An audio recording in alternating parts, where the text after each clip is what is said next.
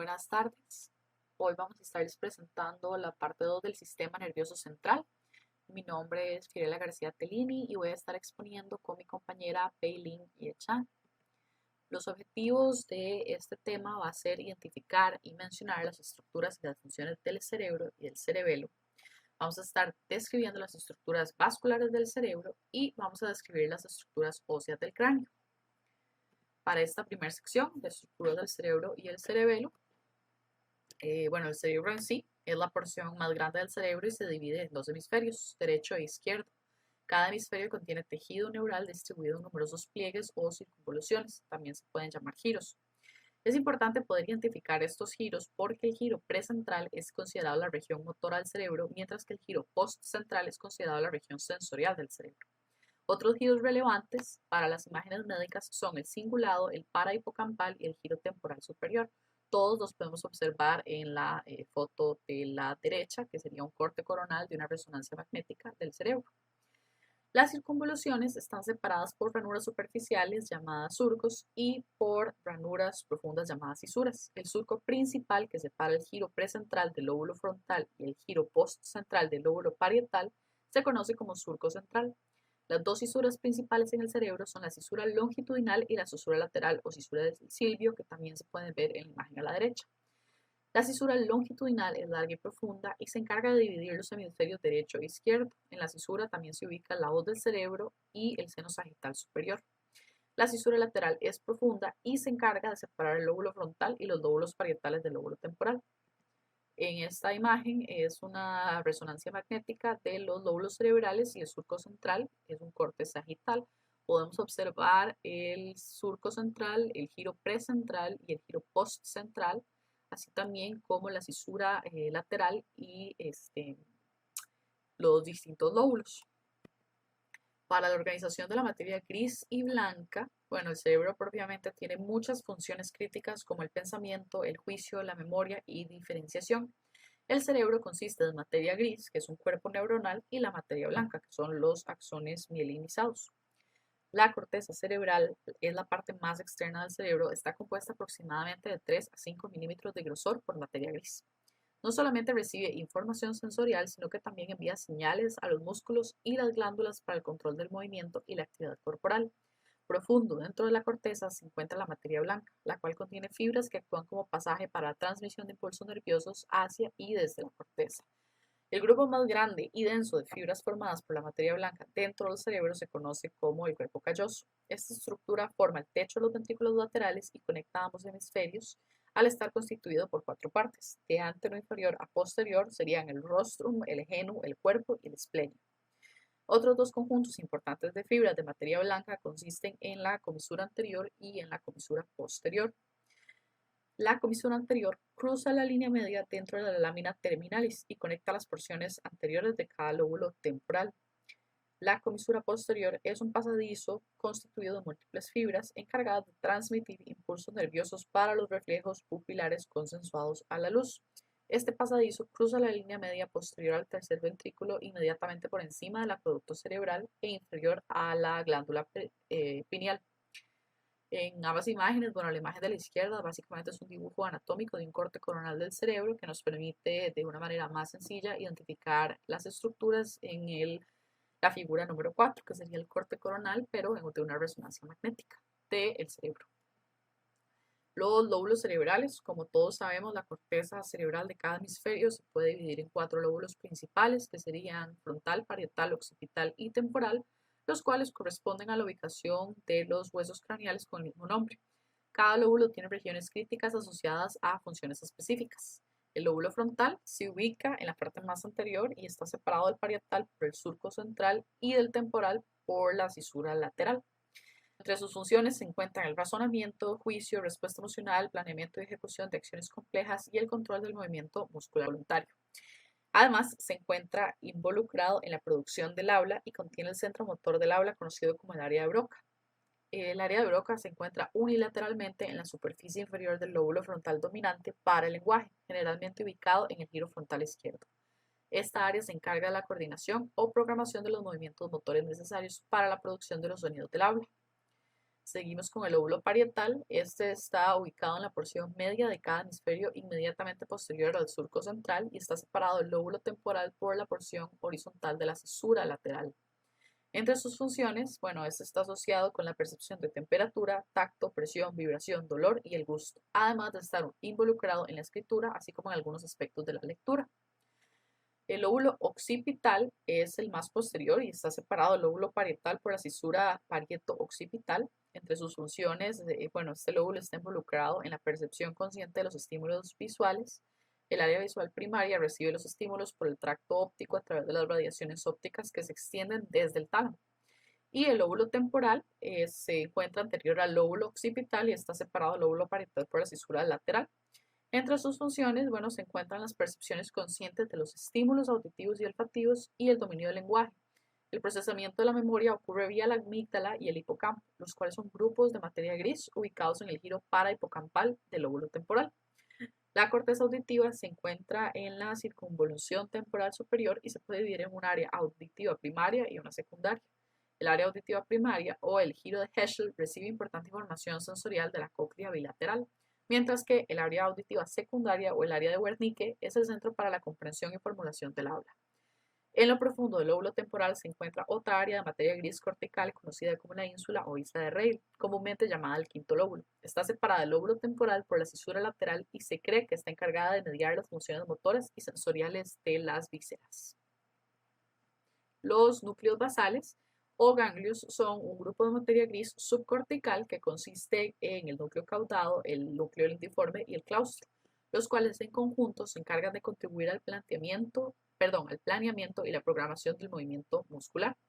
El núcleo caudado y el lentiforme son los dos más grandes. Ambos sirven como estaciones de relevo entre el tálamo y la corteza cerebral del mismo lado. El núcleo caudado se ubica paralelo al ventrículo lateral y consiste de una cabeza, un cuerpo y una cola. La cabeza provoca una hendidura en los cuernos frontales de los ventrículos laterales y la cola termina en la amígdala en el lóbulo temporal. El núcleo lentiforme es una masa biconvexa de materia gris en forma de lente ubicada entre la ínsula, el núcleo caudado y el tálamo. Se puede a su vez dividir en el globus pallidus y el putamen. Y finalmente el claustro. Esta es una línea delgada de materia gris ubicada entre la ínsula y el núcleo lentiforme, el cual se cree que está involucrado con la mediación de la atención visual. Por su parte, existen tres grandes extensiones de materia blanca que se encargan de separar los núcleos basales y transmitir impulsos eléctricos por todo el cerebro. Se llaman cápsulas. La cápsula interna tiene la forma de un boomerang y separa el tálamo y el núcleo caudado del núcleo lentiforme. La cápsula externa es una capa delgada de materia blanca que separa el claustro del núcleo lentiforme y la cápsula extrema se encuentra entre el claustro y la corteza insular. En la imagen de la derecha, en la figura 7, podemos ver un corte coronal de una resonancia magnética de los núcleos basales y podemos a su vez identificar algunas de las cápsulas, como la cápsula interna y la cápsula externa. El diencéfalo es un complejo de estructuras que se encarga de funcionar como una estación de retransmisión de información sensorial, como un sitio interactivo entre el sistema nervioso central y los sistemas endocrinos, y está estrechamente relacionado con el sistema límbico. Su primera parte, el tálamo consiste en un par de grandes masas grises ovaladas que están interconectadas con la mayoría de las regiones del cerebro y la médula espinal a través de una gran cantidad de tractos de fibra. Forma parte de una de las paredes para el tercer ventrículo al estar conectado mediante adhesiones conocidas como masa intermedia. El tálamo sirve como una estación de retransmisión hacia y desde la corteza cerebral para todos los estímulos sensoriales, con la excepción de los nervios olfatorios. En la imagen de la derecha, a pesar de que es un corte medio sagital de todo el tallo cerebral, se puede visualizar muy claramente dónde es que se encuentra el tálamo. La segunda sección sería el hipotálamo. Y bueno, este consiste en un grupo de núcleos pequeños ubicados debajo del tálamo, justo detrás del quiasma óptico y que forman el piso del tercer ventrículo. Anatómicamente incluye el quiasma óptico, los cuerpos mamilares y el infundíbulo y está relacionado con las funciones de la glándula pituitaria. Este funciona para integrar las actividades autónomas, endocrinas y límbicas al mantener la homeostasis para el control de la temperatura, apetito, deseo sexual y patrones de sueño. Además, modula la actividad de los lóbulos anteriores y posteriores de la glándula pituitaria al liberar neurohormonas que estimulan o inhiben la liberación de las hormonas pituitarias. En la figura número 10 podemos ver un enfoque de cerca acerca del núcleo hipotalámico. La hipófisis o la glándula pituitaria es una glándula endocrina conectada al hipotálamo por el infundíbulo. El infundíbulo es un tallo delgado que se ubica entre el quiasma óptico y los cuerpos maxilares. La glándula pituitaria en sí se encuentra sobre la silla turca en la base del cerebro. Se conoce como la glándula maestra porque controla y regula las funciones de otras glándulas a través de 6 tipos de hormonas. Se puede dividir en un lóbulo anterior o adenohipófisis y un lóbulo posterior o la neurohipófisis. Podemos verla justamente aquí en este corte coronal de una tomografía, perdón, de una resonancia magnética sobre la glándula pituitaria y el quiasma óptico, que estaría aquí un poco más arriba. El epitálamo es, bueno, este se encuentra en la parte más posterior del diencéfalo y comprende la comisura posterior y la glándula pineal. Ambas se pueden observar en la foto de la derecha, que es un corte axial de una resonancia magnética de la glándula pineal con visión de las comisuras. La glándula pineal en sí es una glándula endocrina que se encarga de secretar melatonina, la cual ayuda en la regulación de los ciclos de día y noche y en las funciones reproductivas. Se encuentra en el techo del mesencéfalo, justamente posterior al tercer ventrículo y por debajo del esplenio del cuerpo calloso. A veces se calcifica y se visualiza mejor en una tomografía o en una radiografía común y corriente lateral de cráneo. El tronco encefálico, bueno, este básicamente es una masa de tejido pequeña con núcleos motores y sensoriales en donde se originan 10 de los 12 pares craneales. Sus secciones son el mesencéfalo, el puente y la médula oblongada o bulbo raquídeo. El tegmentum. Bueno, se ubica dentro de la porción central del cerebro y está en contacto con los 3 segmentos. Se encarga de proveer funciones de integración como patrones motores complejos como aspectos de actividad respiratoria y cardiovascular y la regulación de la conciencia. El núcleo central del tegumento contiene la formación reticular, la cual a su vez contiene los núcleos de los nervios craneales y tractos ascendentes y descendentes hacia y desde el cerebro. La primera parte, que sería el tronco encefálico, bueno, este está ubicado entre el encéfalo y la médula espinal y básicamente actúa como un conductor entre la corteza cerebral, el cerebelo y la médula espinal. En la imagen de la derecha del corte coronal de una resonancia magnética del mesencéfalo podemos ver dónde se ubica el tronco encefálico. El mesencéfalo. Bueno, este está ubicado por encima del puente en la unión de las fosas craneales media y posterior, siendo la porción más pequeña del tronco encefálico. El mesencéfalo rodea el acueducto cerebral, el cual contiene líquido cefalorraquídeo y conecta al tercer ventrículo con el cuarto. Se compone principalmente de grupos masivos de haces de fibras nerviosas y se puede dividir en 2 segmentos principales, que serían el pedúnculo cerebral y los tubérculos cuadrigéminos. Se compone principalmente de grupos masivos de haces de fibras nerviosas y se puede dividir en 2 segmentos principales, que serían el pedúnculo cerebral y los tubérculos cuadrigéminos. Posteriormente al acueducto cerebral se encuentra el tectum, que constituye el techo o la superficie dorsal del mesencéfalo. Está formado por 4 protuberancias conocidas como colícula. El par de colículas superiores, bueno, es un centro para reflejos visuales que coordinan los movimientos oculares con los de la cabeza y el cuello. Y el par de colículas inferiores funciona como una estación de relevo para el pasaje auditivo que brinda información auditiva hacia el tálamo. Anterior al acueducto cerebral se encuentran 2 grandes pedúnculos en forma de cuerdas, predominantemente de axones, los cuales son una extensión directa de las fibras de la cápsula interna y se extienden entre la corteza cerebral y la médula espinal.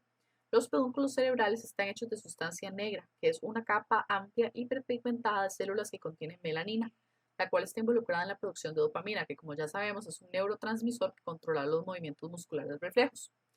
Dentro del tegmentum, en el mesencéfalo, al nivel de los colículos superiores, se encuentra el red nucleus o el núcleo rojo, el cual está compuesto por un tracto de fibras nerviosas motoras y sirve como estación de relevo entre el cerebelo y los hemisferios cerebrales, el cual contribuye a la coordinación de movimientos y la sensación de equilibrio. La materia gris periacueductal, rodeando el acueducto cerebral, recibe señales sensoriales que comunican dolor y temperatura al cerebro.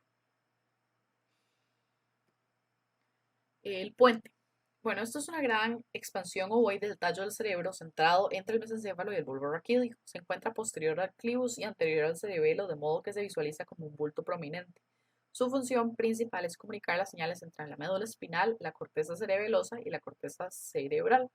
En la figura número 16 podemos ver un corte axial de una resonancia magnética ponderada por densidad de protones de los pedúnculos cerebrales y el núcleo rojo. La médula oblongada, o comúnmente conocida como el bulbo raquídeo, se extiende desde el puente hasta el foramen magno, donde se continúa como la médula espinal. Contiene todos los tractos fibrosos entre el cerebro y la médula espinal, así como también centros que regulan actividades internas del cuerpo, como el ritmo cardíaco, el ritmo respiratorio y la presión sanguínea. El centro de las superficies anterior y posterior de la médula están marcados por las cisuras media anterior y media posterior, las cuales dividen la médula en dos mitades simétricas. A ambos lados de la cisura media anterior se encuentran dos haces de fibras nerviosas llamadas pirámides medulares, las cuales presentan tractos nerviosos que contribuyen al control motor voluntario. En el extremo inferior de las pirámides medulares, algunos de los tractos nerviosos decursan, que quiere decir que cruzan al otro lado, y esto sucede en parte porque cada mitad del cerebro controla la mitad opuesta del cuerpo. En cada superficie lateral de la médula oblongada se encuentra una prominencia conocida como la oliva, el cual consiste en núcleos involucrados en la coordinación, equilibrio y modulación de los impulsos auditivos dentro del conducto auditivo interno. En la figura número 17 vemos un corte axial de una resonancia magnética, donde se puede ver la médula oblongada en esta sección de acá y lo que es conocido como la oliva, que sería aquí, justamente en este punto. El cerebro, también conocido como el pequeño cerebro, se encuentra posterior al primer parte de lo que parece la canal posterior. Es el centro de coordinación de las funciones motoras, aunque no es de la función motora actual. Ejecuta movimientos como el mantenimiento del tono muscular, la postura, el balance y la coordinación de movimientos. Vamos a tener que este está formado por dos hemisferios cerebelosos o hemisferios laterales, las cuales están unidos por la vértice. Encontramos aquí también las amígdalas cerebelosas y tres pares de tractos nerviosos fibrosos conocidos como pedúnculos cerebelosos, que se dividen superior, en media e inferior, las cuales conectan el cerebro y el tallo cerebral. En lo profundo del centro de cada uno de los hemisferios encontramos lo que es el núcleo dentado. Es el más grande lateral de los núcleos cerebrosos profundos. Sus fibras llegan a la circunvolución central y de la corteza cerebral, donde ejerce el control motor. Aquí podemos observar en un corte axial de resonancia magnética lo que son los pedúnculos cerebrosos superior, media e inferior. La sección número 2 para este tema sería el sistema vascular cerebral. Las paredes de las arterias en el cerebro son delgadas y débiles. La falta de válvulas permite a la sangre fluir en ambas direcciones y por ende también a cualquier patógeno desde el cuerpo hacia la cabeza y viceversa. Los capilares no permiten el movimiento libre de ciertas moléculas desde su compartimento vascular hacia el tejido cerebral, y esto se debe a la cualidad única de impermeabilidad de la barrera hematoencefálica. La presencia de una barrera hematoencefálica normal previene que grandes cantidades de algún medio de contraste ingresen al cerebro. Algunas condiciones patológicas, que pueden irrumpir en su funcionamiento y permiten que el medio de contraste escape de la estructura vascular a todos los tejidos aledaños. Sin embargo, hay una serie de estructuras dentro del cerebro que no cuentan con una barrera hematoencefálica, por lo que al utilizar un medio de contraste para imágenes, naturalmente van a resaltar. Estas estructuras son la glándula pituitaria, el infundíbulo, la glándula pineal, el plexo coroideo, la superficie mucosa de la nasofaringe y de los senos paranasales, las estructuras venosas y las meninges. En el suministro arterial, el cerebro recibe la sangre arterial principalmente de dos pares de vasos y sus ramificaciones, las arterias carótidas internas, que constituyen la circulación anterior, y las arterias vertebrales, que constituyen la circulación posterior. Es importante mencionar que existen variaciones normales a la estructura del suministro arterial de sangre al cerebro. Las arterias carótidas internas básicamente suplen, la arteria carótida interna suple el lóbulo frontal, parietal y el temporal, así como también las estructuras orbitales. Surgen de la bifurcación de las arterias carótidas en el cuello y se pueden dividir en 7 segmentos. Estas ascienden a través de la base del cráneo e ingresan a través de los canales carotidios de los huesos temporales, luego giran hacia adelante dentro del seno cavernoso, luego hacia arriba y hacia atrás a través de la dura madre, formando una S, a la cual actualmente se le conoce como sifón carotidio, antes de llegar a la base del cerebro. Al salir del seno cavernoso se ramifica en la arteria oftálmica, justamente inferior al proceso clinoideo, y la arteria carotidia corre lateralmente al quiasma óptico y se ramifica en la arteria cerebral anterior y la arteria cerebral media, que es la más grande. La arteria cerebral interior, esta y sus ramificaciones abastecen el lóbulo frontal anterior y la cara medial del lóbulo parietal. Los segmentos y ramificaciones principales son el horizontal, el vertical y el distal. El segmento horizontal se extiende desde la bifurcación de la arteria carótida interna y la arteria comunicante anterior. La arteria comunicante anterior se une a las dos arterias cerebrales anteriores justamente anterior al quiasma óptico. El segmento vertical es una extensión del horizontal, cursa superiormente hacia el rostrum del cuerpo calloso. Sus ramificaciones principales son la órbita frontal, la frontopolar, la pericallosa, calloso marginal y la del espleno. El segmento distal rodea el geno del cuerpo calloso y continúa como la arteria pericallosa. La arteria cerebral media, bueno, esta es la más grande de las arterias cerebrales y se considera una continuación directa de la arteria carótida interna. Se encarga de abastecer la superficie lateral del cerebro, la ínsula, la cara anterior y lateral del lóbulo temporal, casi todos los ganglios basales y la cara posterior y anterior de la cápsula interna. Sus cuatro segmentos principales son el horizontal o esfenoidal, el insular, el opercular y el cortical. El segmento horizontal discurre desde el origen a la bifurcación de la arteria carótida interna lateralmente hacia la ínsula y se ramifica hacia las arterias lenticuloestriadas laterales que irrigan el núcleo lenticular, partes de la cápsula interna y el núcleo caudado. El segmento insular cursa a lo largo de la ínsula, continuando con el segmento opercular que emerge de la cisura lateral. El segmento opercular, al salir de la cisura lateral, se convierte en el segmento cortical. El segmento cortical, a su vez, se divide en los grupos superiores e inferiores de las ramas corticales que suplen de sangre casi toda la superficie de los hemisferios cerebrales. Es importante resaltar que las ramas de la arteria cerebral media están ubicadas dentro de la cápsula interna, por lo que es muy común que en esta área se ocasionen derrames. En las imágenes podemos visualizar tanto las arterias cerebrales media y posterior en la imagen de la derecha, como una tomografía axial del canal carotidio a la izquierda. El círculo de Willis, bueno, básicamente esto es parte de las arterias vertebrales y bueno, ellas comienzan en el cuello, en la arteria subclavia y ascienden verticalmente a través de los agujeros transversales desde la columna cervical. Estas se curvan alrededor de las articulaciones atlanto-occipitales para ingresar al cráneo a través del foramen magno. Las dos arterias vertebrales recorren el bulbo raquídeo y se unen ventralmente con el puente para formar la arteria basilar. Tanto las arterias vertebrales como las basilares dan origen a muchas arterias más pequeñas que irrigan el cerebelo, el puente y la superficie inferior y medial del lóbulo temporal y del lóbulo occipital.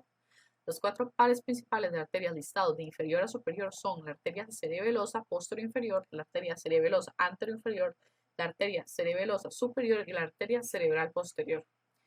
Entre la arteria cerebelosa anteroinferior y la arteria cerebelosa superior se encuentran muchos vasos perforantes diminutos conocidos como vasos pontinos. La arteria cerebral posterior se puede dividir en cuatro grandes segmentos: precomunicante o peduncular, ambient, cuadrigeminal y calcarino. El segmento precomunicante es un segmento corto que se extiende lateralmente desde la bifurcación basilar hacia la arteria comunicante posterior. La arteria comunicante posterior forma una conexión entre la arteria cerebral posterior y la arteria carótida interna. El segmento ambient cursa posterior en la cisterna ambient alrededor del mesencéfalo y luego continúa con el segmento cuadrigeminal ubicado dentro de la cisterna cuadrigeminal. Y el segmento calcarino se ubica en la superficie medial del lóbulo occipital. La parte distal de la arteria cerebral posterior frecuentemente se divide por bifurcación o trifurcación en varias ramas, incluyendo numerosas arterias temporales y occipitales. Llegamos a lo del círculo de Willis o el círculo cerebral anterior. Bueno, esto es una anastomosis de las cuatro arterias principales que irrigan el cerebro, dos arterias vertebrales y dos arterias carótidas internas. Está formado por arterias cerebrales posterior y anterior, arterias comunicantes posterior y anterior y las arterias carótidas internas. El círculo está ubicado en la cisterna supracelular en la base del cerebro. El círculo funciona como un medio de flujo sanguíneo colateral entre los hemisferios cerebrales en caso de bloqueo.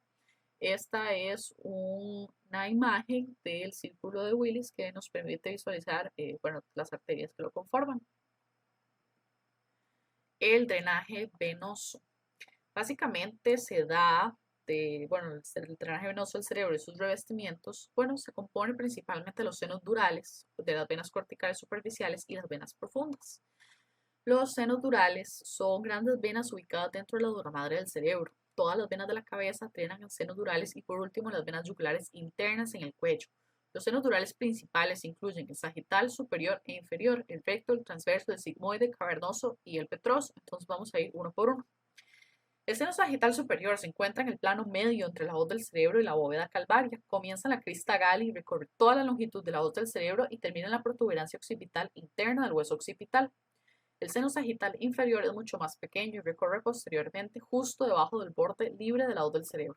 Esta converge con la gran vena cerebral o la vena de Galen para formar el seno recto. El seno recto propiamente se extiende a lo largo de la unión entre la hoz del cerebro y la tienda del cerebelo. La unión de los senos sagital, transverso y recto forman una gran confluencia de senos o el torcular aerofili. Los senos transversos se extienden desde la confluencia entre la unión del tentorio y la bóveda calvárea. A medida que los senos transversales atraviesan la tienda del cerebelo, se convierten en senos sigmoideos. Los senos sigmoideos forman una S y continúan en la fosa craneal posterior para unirse a los bulbos yugulares de las venas yugulares internas. Y finalmente, los senos cavernosos están ubicados a ambos lados de la silla turca y el cuerpo del hueso esfenoides, al estar formados por numerosos canales interconectados de venas. Envuelven las arterias carótidas internas y los nervios craneales del tercero al sexto. Cada seno cavernoso recibe la sangre de las venas oftálmicas superiores e inferiores y se comunican con los senos transversos vía los senos petrosos. Aquí vemos una venografía del sistema venoso cerebral, la figura número 24. En la parte de abajo sería el dibujo para podernos ilustrar o para podernos ayudar a identificar las estructuras muchísimo más fácil en la imagen de arriba. Este sería, bueno, en un corte medio sagital de una resonancia magnética, perdón, de la vena interna cerebral que podemos visualizar a la izquierda, y a la derecha sí sería una tomografía un corte sagital de los senos sagitales superiores, inferiores y rectos.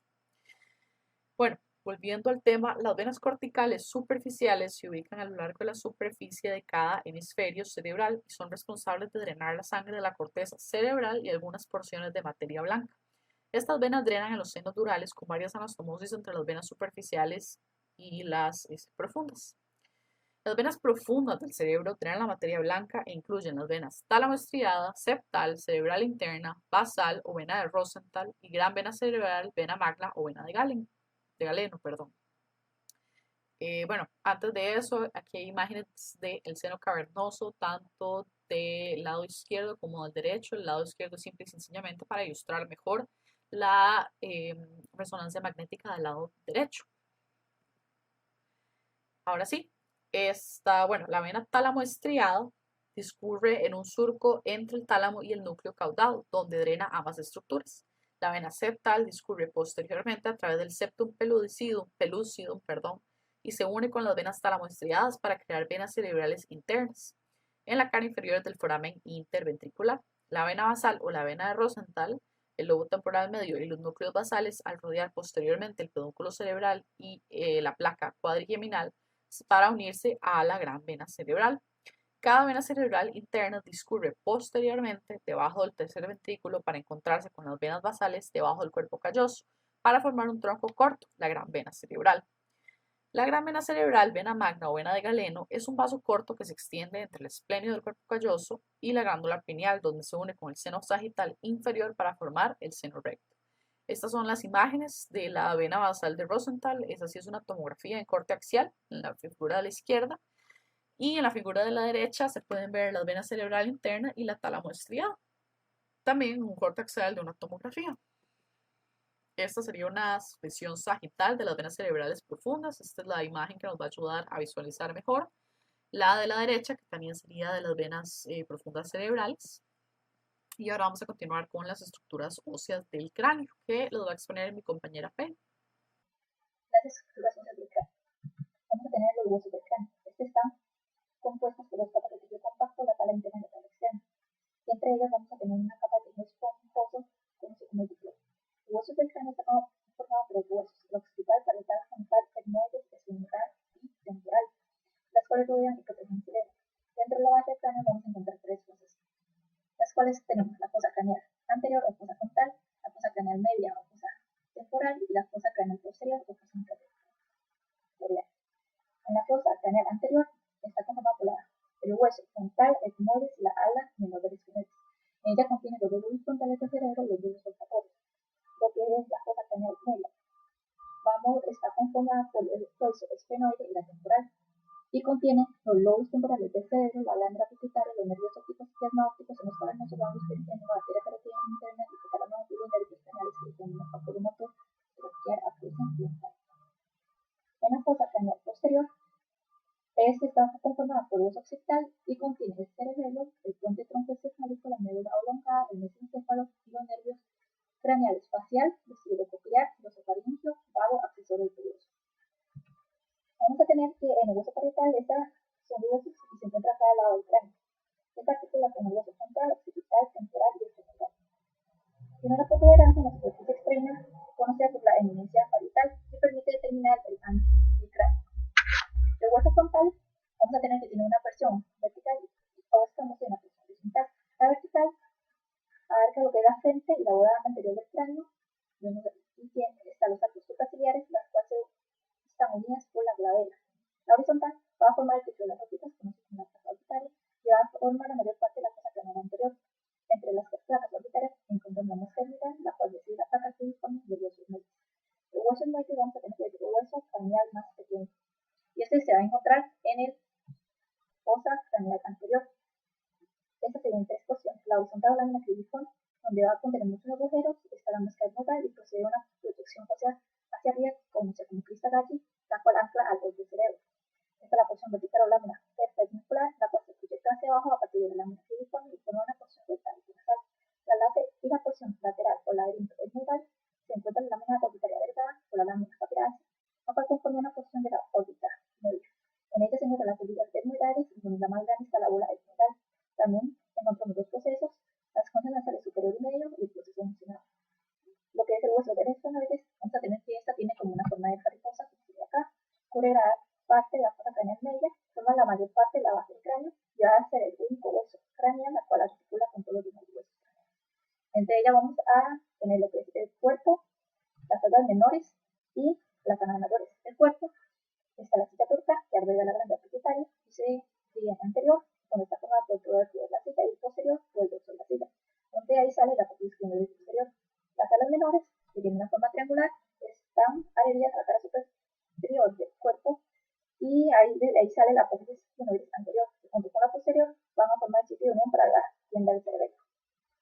Lo que es la ala mayor va en su superficie inferior de cada ala, vamos a encontrar lo que es el proceso pterigoideo, que está formado por la lámina pterigoidea medial y lateral. La medial, en su extremo inferior, está el ángulo pterigoideo, que funciona como una ancla para el movimiento del deslizamiento del músculo responsable para la apertura del tubo auditivo. Y vamos a tener que estas van a ser el sitio de unión para los músculos pterigoides que permiten el movimiento de la mandíbula. El proceso pterigoides van a estar articulados con el hueso palatino y el pomen para formar la caja nasal. El hueso occipital, vamos a tener que se encuentra la fosa posterior y porción posterior del cráneo. Está formada de cuatro porciones, donde aquí está formada por el cóndilo occipital lateral, que proyecta hacia abajo la articula con la primera vértebra atlas y forma la articulación al ganglio occipital. Lo que es la porción basilar forma el margen anterior del foramen magno y se inclina hacia adelante y arriba para encontrarse con el dorso de la fila cervical y los esfenoides para formar el clivus. Lo que es la porción escamosa va posterior superiormente del foramen magno para articular con el hueso parietal y temporal. Tiene proyecciones óseas llamadas ruedas occipitales internas y externas, donde la interna marca el sitio donde se va a converger todos los senos culturales y la externa el punto más alto, que se denomina I. En un hueso temporal vamos a tener que se encuentra en el lado y la base del cráneo, con el hueso de crean las fosas craneales medias. Estas contienen muchas estructuras complejas e importantes. Tienen cuatro porciones, donde está la escamosa, donde se proyecta hacia arriba para formar parte de las paredes laterales del cráneo, donde el proceso cigomático anteriormente se va a proyectar al hueso cigomático de la cara y formar el arco cigomático. En su base está en la eminencia articular, la cual va a ser el límite anterior de la fosa mandibular. Después de esta, debajo de la escamosa, vamos a tener la porción timpánica, que forma la mayor parte del meato externo. Y después, detrás de la timpánica, tenemos la porción mastoidea, donde tenemos una región cónica conveniente llamada apófisis o proceso mastoideo, donde va a integrar las células mastoideas y el ganglio mastoideo. La porción petrosa, que tiene forma piramidal, se encuentra entre el hueso espinoidal y la occipital, y en su superficie posterior va a ser como el límite anterior de la fosa craneal posterior. Delante del foramen mandibular que se encuentra en ella, se encuentra la fisura petrooccipital, que separa la porción petrosa del hueso temporal con el foramen magno del hueso occipital. También encontramos que en el canal carotillo, que en su parte superior está la cuerda néctica o el trigémino, y va a encerrar el ganglio trigémino. Y en cuanto a su superficie inferior, vamos a encontrar la apófisis estiloide, donde está herida el músculo de lengua y el ligamento del hueso. En esta imagen vamos a ver la vista inferior y superior de la base del cráneo. Vamos a tener que dentro de los huesos craneales vamos a encontrar forámenes y fisuras. En lo que es el hueso frontal, encontramos el foramen supraorbitario, donde va a pasar el nervio supraorbitario. En la foramen frontal va a pasar la arteria y el nervio frontal. En el hueso del medio vamos a encontrar la médula craniforme, donde va a pasar el nervio olfatorio, En el hueso occipital vamos a encontrar el foramen redondo, donde va a pasar la rama maxilar del nervio trigémino, el foramen oval, donde va a pasar la rama mandibular del nervio trigémino, el foramen espinoso, donde pasa la arteria manica media, el canal pterigoideo o conducto de Viviano, donde va a pasar el nervio ostroso, el canal óptico, donde va a pasar el nervio óptico y la arteria stánica, y la fisura orbitaria superior, donde va a pasar el nervio oculto, el nervio coclear, rama stánica del nervio trigémino, el nervio acusis y la vena stánica. Entre el hueso esfenoide y la maxilar, vamos a encontrar la fisura orbitaria inferior, donde va a pasar la rama maxilar del nervio trigémino. En el hueso occipital encontramos el foramen magno, donde va a pasar la médula oblongada y el nervio accesorio, y el canal hipogloso, que va a pasar el nervio hipogloso. En el hueso temporal vamos a encontrar el canal conectivo, donde pasa la arteria carótida interna, el conducto auditivo externo, donde va a pasar el aire en el canal donde conduce el sonido a la membrana timpánica. En el conducto auditivo interno va a pasar el nervio vestibulocochlear y el nervio facial, y vamos a encontrar el foramen estilomastoideo y la canal nervio facial, donde va a pasar el nervio facial. En lo que es en el hueso del temporal occipital vamos a encontrar el foramen articular, la cual va a pasar la vena articular interna, el nervio faríngeo, el nervio vago y el nervio accesorio. Y entre el hueso temporal esfenoidal y occipital está el foramen lateral, que va a pasar el fibrocartílago, la arteria carótida interna, que es cuando sale el canal carótido para entrar en el cráneo, el nervio del canal pterigoideo y una rama meningia de la arteria faríngea. Aquí vamos a encontrar la tomografía tridimensional de anterior del cráneo, lateral del cráneo, donde vamos a observar lo que son los huesos del cráneo y lo que son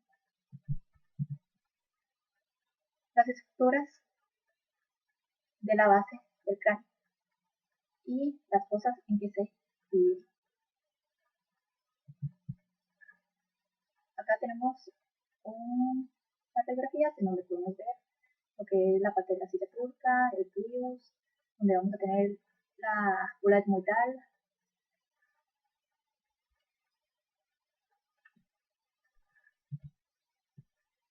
lo que es la crista Gacci. Aquí vemos las capas del hueso del cráneo, el proceso pterigoide, lo que son la articulación, la glanda occipital, el forámenes, el estilomastoideo, el magno, y entre otras estructuras del hueso craneal. Al igual acá tenemos la cueva de Meckel, que está superior a la canal carotidia. Aquí vamos a tener las estructuras del oído. Y estas se van a dividir en lo que es el oído externo, el oído medio y el oído interno. En el oído externo vamos a encontrar lo que es la aurícula y el meato o conducto auditivo externo, donde va a ser el canal conductor del sonido y termina la membrana timpánica del oído medio. Después de ahí vamos a tener lo que es el oído medio, donde vamos a encontrar lo que es la membrana timpánica y luego los auditivos, el martillo, el yunque y el estribo, donde conduce y transmite las vibraciones sonoras al oído. En ella vamos a encontrar lo que es el epitímpano ovático, el mesotímpano y el hipotímpano. En el epitímpano ovático vamos a tener que estar encima de la membrana timpánica, contiene la cabeza, el martillo del cuerpo del tronco y se comunica con las circunstancias materiales adultos antes, en la pared posterior. El techo del epitímpano está separado de la fosa craneal media por una capa de huesos llamado tegmen timpánico pared superior. También en ella encontramos lo que es el escutum, que es el espolón óseo aislado en la pared lateral de la cavidad timpánica y pared superior del conducto auditivo externo, donde es el sitio de unión superior para la membrana timpánica. También encontramos lo que es el espacio del costal o el exceso del timpánico lateral, que está bordeado lateralmente por la membrana timpánica superior al scrotum, medial con el cuello del martillo e inferior con la polis lateral del martillo, que va a ser la primera área que ocupa el polesteatoma primario, que es un quiste cutáneo, que es una acumulación de células cutáneas viejas y materiales de desecho que pueden causar una afección y la ruptura de las estructuras que se encuentran en este lugar. El mesotímpano vamos a tener que examinar la membrana timpánica y contener el residuo de la apófisis larga del yunque, el mango, el martillo y ventanas ovaladas y redondas. En lo que es la parte del hipotímpano, la inferior de la membrana timpánica va a ser la abertura para la trompa del Eustaquio o el tubo auditivo. Lo que es en el oído interno o laberinto óseo vamos a tener el vestíbulo, lo que son los canales semicirculares y la cóclea.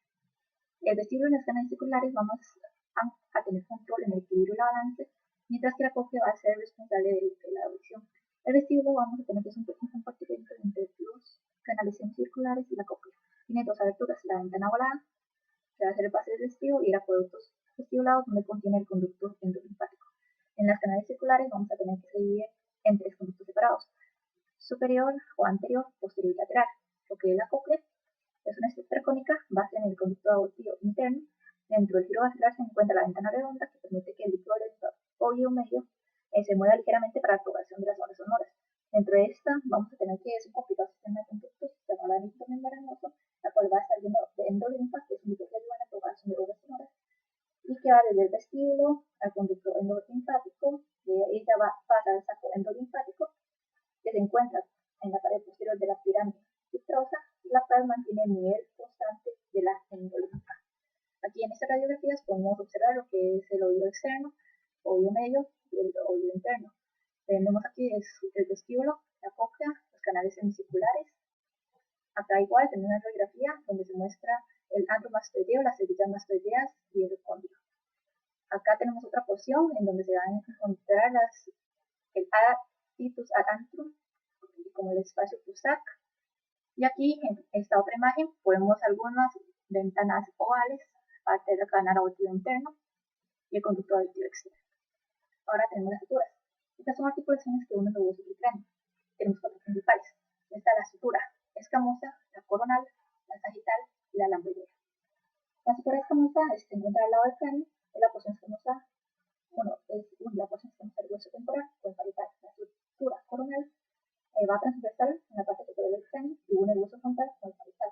La sutura sagital va a unir el hueso parietal con el plano medio sagital, y la sutura lamboidea va a unir el hueso occipital con el parietal y se encuentra posterior del cráneo. Dentro de estas vamos a encontrar también en la parte de los huesos esfenoides lo que es la porción de la hueso esfenoescamosa, que une el hueso esfenoide con la porción escamosa del hueso temporal, lo que es el esfenofrontal, que une la ala mayor del esfenoide y el hueso frontal, y lo que es el esfenoparietal, donde va a unir la ala mayor del esfenoide y el hueso parietal. Este punto se conoce como el telo, y vamos a tener que es muy importante, ya que se considera la parte más débil del cráneo, y es un sitio donde va a estar la fontanela anterolateral o esfenoidal en los recién nacidos. En la posición del máster del hueso temporal vamos a tener lo que es la occipitomastoidea, que es une el hueso occipital con la porción mastoidea del hueso temporal. Tenemos lo que es la parietomastoidea, que une el hueso parietal con la porción mastoidea del hueso temporal. En este punto se conoce como el asterio, y donde corresponde al extremo posterior de la sutura parietomastoidea o escamosa. Aquí vamos a tener las fontanelas, que va a constituir cesáreas de ossificación completa en un plano neonatal o en un recién nacido. Esta permite el crecimiento de la cabeza después del nacimiento. Aquí vamos a encontrar la fontanela anterior o la pragmática, que va a ser la más grande y va a ser la unión entre el hueso frontal y la cabeza superior. Después vamos a tener la posterior o la lamboidea, que se encuentra acá, que se observa mismo que aquí, que va a unir entre el hueso occipital y la occipital. Después tenemos la anterolateral, la fontanela anterolateral, que une entre la parietal y la ala de esfenoides. Y tenemos la parte posterolateral, la fontanela posterolateral, que hace unión entre el occipital, temporal y la parietal. Vamos a tener que la ossificación de lo que es la fontanela anterior y posterolateral va a ser aproximadamente a los 2 años, y la fontanela posterior y la anterolateral va a ser entre el primer y el tercer mes. Además, cabe destacar que la fontanela frontal o la metópico, que es la que se encuentra acá, el nivel de hueso frontal desde la fontanela anterior o sutura sagital hasta el nacio en 2 bebés y en niños, y va a desaparecer a los 6 años.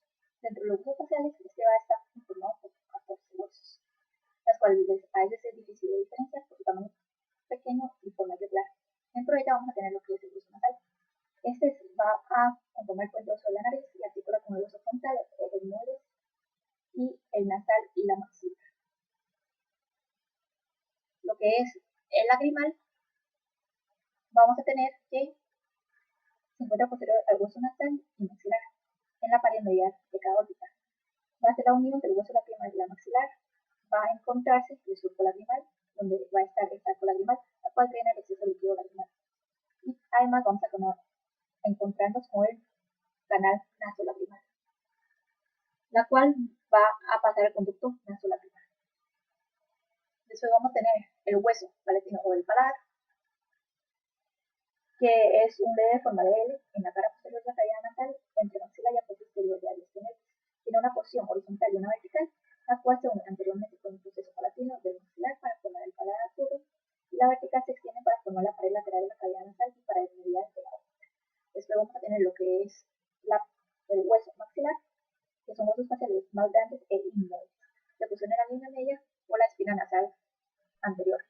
En ella vamos a encontrar lo que es el foramen intraorbitario, donde pasa el nervio intraorbitario y la rama maxilar del nervio oxigéneo, y contiene los grandes senos maxilares y los cuatro procesos o apófisis, que es el frontal cigomático, la cual articula con el hueso frontal del cráneo y el hueso cigomático de la cara, el alveolar, que es el borde inferior de la maxila, donde va a agregar las raíces de los dientes, y está la parte palatina, donde se hace extender posteriormente y forma las tres cuartas partes del paladar. Después vamos a tener el hueso cigomático o cigomamalar, en donde se crea la prominencia de la mejilla y parte posterior lateral de la órbita ósea. Articula con el hueso maxilar temporal frontal y los esfenoides. Es un proceso temporal del hueso cigomático que se extiende posteriormente para unirse al proceso cigomático del hueso temporal y así forma lo que es el arco cigomático. Después encontramos lo que son los cornetes o las fosas nasales inferiores. Surge el hueso maxilar y se proyecta en la cavidad nasal. Tiene una apariencia de pergamino en conjunto con el cornete nasal superior y medio de los nasales y la cavidad nasal en lo que son meato superior y medio inferior. Aquí además encontramos lo que es el búmer, que es un hueso facial único ubicado en la línea sagital media y forma la porción inferior de la espina nasal ósea. Se proyecta hacia arriba para articular con la placa horizontal del hueso inmóvil. Lo que es la mandíbula, la parte de la mandíbula, es el hueso facial más grande, tiene una porción horizontal y tiene una porción vertical, y la cual está unida por lo que es una estructura llamada cuerpo. El cuerpo, vamos a tener que contiene el proceso alveolar igual que la maxila, y se encuentra el foramen mentoniano, donde va a pasar la arteria y el nervio mentoniano. Y después tenemos la rama, la cual tiene en su porción, dos porciones, el proceso coronoides y el proceso condylar, la cual está separada por una superficie compacta que se llama escotadora condylar. El proceso coronoides va a ser para el músculo premasitero y el proceso condylar va a ser articular con la fosa mandibular del hueso temporal. En esta imagen podemos ver lo que son una tomografía auricular de los faciales, y acá también podemos ver lo que son los cornetes, los meatos, el búmer, maxila y mandíbula. Aquí podemos ver los procesos alveolares. Aquí vamos a encontrarnos con la articulación temporomandibular que proporciona el movimiento de la mandíbula a la hora de la masticación. Se encuentra lo que es la fosa mandibular y lo que es la eminencia mandibular. Esta forma la superficie superior del cóndilo articular, y la eminencia va a ser el límite anterior de la articulación que evita el desplazamiento hacia delante del cóndilo. Vamos a ver aquí también en el primer disco del disco articular que está entre el cóndilo y la fosa mandibular, amortigua durante el movimiento mandibular. Tiene una banda anterior y una banda posterior, la cual va a estar unida al músculo superior lateral, y el otro está unido al hueso temporal de la cara posterior del cóndilo. Vamos a tener que el menisco no está finalmente unido a la fosa, sino que posee varios elementos que llevan a aumentar su posición, como lo que es el ligamento colateral y el ligamento temporomandibular o lateral, las cuales restringen el movimiento posterior del cóndilo y el disco. Y dentro de ellas cabe mencionar que se encuentra los músculos de la masticación, que se encuentra a cada lado de la articulación, formado por el temporal, macetero y los músculos exteriores medial y lateral. Aquí vamos a encontrar los senos paranasales. Estas son cavidades aéreas dentro de los huesos y del cráneo que se comunican con la cavidad nasal. Están revestidas por mucosas nasales y filtran las partículas de aire mediante diferentes niveles de aire y ingresos. Esta tiene gran variación de tamaño, forma de desarrollo, dependiendo según cada individuo. El mayor crecimiento que se da es entre el tercer y el quinto año, y su crecimiento termina entre los 10 y 14. Entre ellas vamos a tener lo que son los senos epidurales, que se encuentran acá en esta posición, y es un laberinto de hueso metal, que es un laberinto de hueso metal, que está presente al nacer, que contiene entre 3 a 18 subis aéreos en forma de canal. Se divide por la laminita basal en cornete medio, en un grupo anterior y un grupo posterior, la cual va a estar drenado el grupo anterior por lo que es el meato nasal medio, y el grupo posterior va a estar drenado por el meato nasal superior. Lo que son los senos maxilares o el antro de Heilmann, Estas van a estar dentro del cuerpo maxilar, debajo de la órbita y lateral a la nariz. Es una cavidad triangular más grande de los dedos paranasales en un adulto. Está separado de la raíz de los dientes por una capa muy fina de hueso y drena en el meato nasal medio. Después tenemos los senos esfenoidales, se encuentra aquí posterior. Está el cuerpo esfenoides debajo de la fila turca y están presentes al nacer y están llenas de médula roja para absorción de las sanguíneas y no contiene aire. Este proceso, donde va a haber presencia de aire, conocido como neumatización, se va a dar hasta los 4 años de edad. Vamos a tener que esta drena en el meato nasal medio, por medio del receso esfenoidal sobre la concha superior y lateral del tabique. Y después tenemos el seno frontal, que se encuentra aquí, que se encuentra en la porción vertical del hueso frontal y a lo largo del plano occipital separado por el tabique nasal. Se forma hasta los 6 años y son los únicos senos que están ausentes al nacer. Drena en el meato nasal medio. Aquí podemos observar en estas radiografías lo que son los senos en una proyección de Waters y una posición lateral. Acá también tenemos en una proyección de PC axial y en una corte sagital.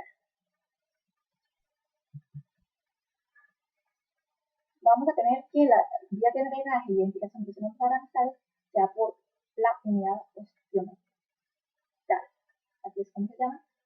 Y estas se van a encontrar dos canales osteometales, el anterior y el posterior. El anterior va a comunicarse con el seno frontal, la cerilla etmoidal anterior y el maxilar.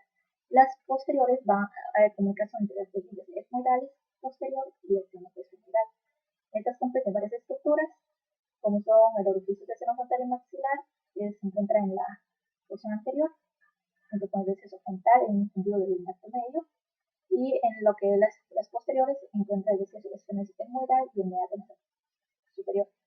Las estructuras claves para identificarlas se encuentra lo que es el infundíbulo, lo que es el meato nasal medio, lo que es el proceso uncinado, lo que es el hiato semilunar y la bula etmoidal ampulla. En el infundíbulo vamos a tener que es un canal estrecho y elongado que es el vía drenaje principal de los senos maxilar o medio. En su pared medial va a estar el proceso uncinado, que es una placa ósea delgada en forma de gancho. Surge el piso de los senos etmoidales anteriores se proyecta tras inferior hasta el borde libre, donde se forma el hiato semilunar, que se abre directamente al meato medio, que va a estar ubicado entre el espacio de la bula etmoidal y el proceso uncinado, que va a encontrar el superior y posterior del infundíbulo y recibe el drenaje de las cerillas etmoidales anteriores, las cuales drenan al meato nasal. Ahora vamos a ver lo que es la órbita. Dentro de sus estructuras óseas vamos a tener que son huecos en forma de cono, en donde va a contener el globo ocular, el músculo escapular, el vaso nervio, el tejido conectivo y aparato lacrimal. Va a ser la unión de los huesos frontales frontal, el nodal del cráneo y los huesos lagrimal maxilar y palatino sintomático de las huesos faciales. En ella vamos a tener lo que es el pecho orbitario, que es una placa orbital del hueso frontal y la anamnemal del hueso esfenoide, donde en su superficie anterior lateral vamos a encontrar lo que son la fosa lagrimal o surco lagrimal, que va a ser la glándula lagrimal, lo que es en la pared medial. Es extremadamente delgada, está formada por el apófisis maxilar, el hueso lagrimal, el hueso etmoides y el cuerpo esfenoide. En su superficie anterior vamos a tener lo que es el surco lagrimal o el saco lagrimal, donde se va a ubicar el saco lagrimal. Lo que es el piso de la órbita va a formar también el techo del maxilar y está formado por el hueso maxilar cigomático del palatino. En cuanto a la pared lateral, va a ser la pared más gruesa y está formada por ala mayor del hueso esfenoides y el cigomático. Vamos a tener que en la parte posterior del ápice de esta estructura vamos a encontrar la fisura orbitaria superior e inferior y la canal o foramen óptico, la cual va a dar comunicación entre la órbita y la fosa media. Dentro de lo que es la estructura del tejido blanco, encontramos lo que es el globo ocular, que aquí lo vamos a observar en esta imagen, que el compartimento anterior se encuentra aquí adelante del cristalino y va a contener lo que es la cornea del iris, y el compartimento posterior que está detrás del cristalino está rodeado por retina, donde va a estar los receptores con regulación y contiene el humor vítreo, que es una sustancia refrigerante que mantiene la forma del globo. lateral del canal óptico y va posterior del globo medial. Y en ella vamos a encontrar lo que es la arteria aortánea y la corticoidal adyacente a este nervio a medida que se sale por el canal óptico. También vamos a observar la vena aortánica superior que va a estar debajo del músculo recto superior y la vía oblicuamente desde la orbital media hasta la surorbitaria superior. También vamos a encontrar lo que es la grasa, que es esta parte retroorbitaria, donde rodea las estructuras musculares y vasculares dentro de la órbita y permiten la visualización de las estructuras en una imagen transversal. Lo que son los músculos del ojo, que controlan el movimiento ocular, están conjugados principalmente, que están los músculos rectos, superior, el inferior, el medial y el lateral.